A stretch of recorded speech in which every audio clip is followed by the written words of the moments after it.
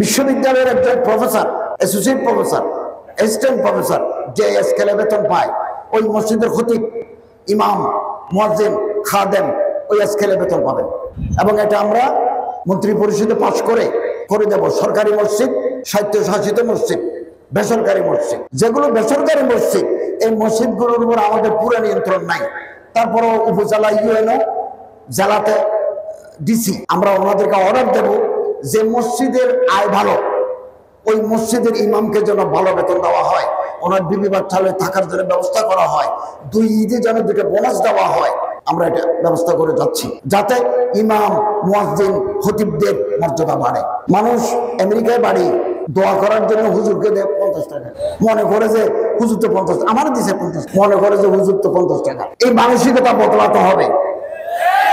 হুজুরদের মর্যাদা, ইমামদের মর্যাদা সব সময় ঊর্ধ্বমুখী ছিল, আগামী দিনেও থাকবে। আমি এটা যতদিন রাষ্ট্রীয় দায়িত্বে আছি, যাওয়ার আগে এটা আমি কার্যকর করার চেষ্টা করবো ইনশাআল্লাহ।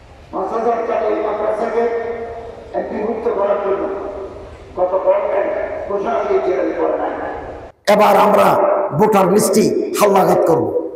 যারা বালেগ হয়েছে, বড় হয়েছেন, তারা নতুনভাবে যোগ হবে, যারা মারা গেছেন তালিকা থেকে তাদের নাম বাদ যাবে। এরপরে আমরা ইলেকশন দেব। বহুদিন পরে, বহু বছর পরে বাংলার মানুষ নিজের ভোট নিজে দিতে পারবে, যাকে পছন্দ করে তাকে দিতে পারবে। বহুদিন পরে এদেশের মানুষ নিজের ভোট নিজে দিতে পারবেন।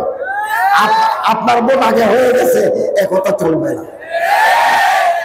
সুষ্ঠু, অবাধ, নিরপেক্ষ, impartial, fair and free election দিয়ে যারা নির্বাচিত হয়ে আসবে, আমরা তাদের হাতে ক্ষমতা হস্তান্তর করব।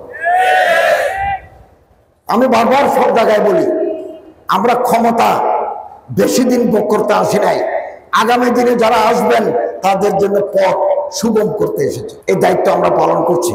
আমরা যে চলে যাব, এই কথা আমাদের মনে আছে।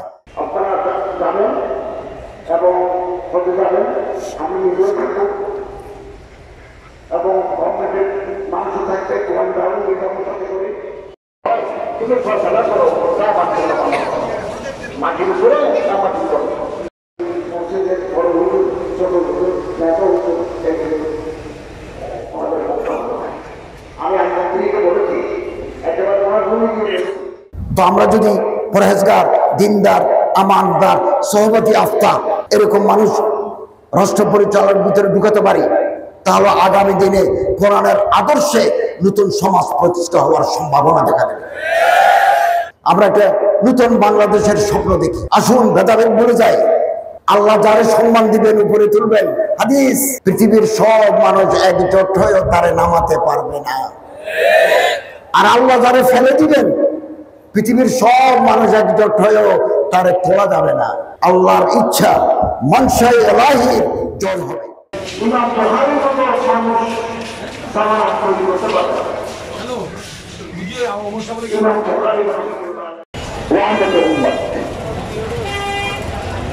উম্মতের ঐক্য সবচেয়ে বেশি জরুরি। আমাদের মধ্যে খেলাফত থাকতে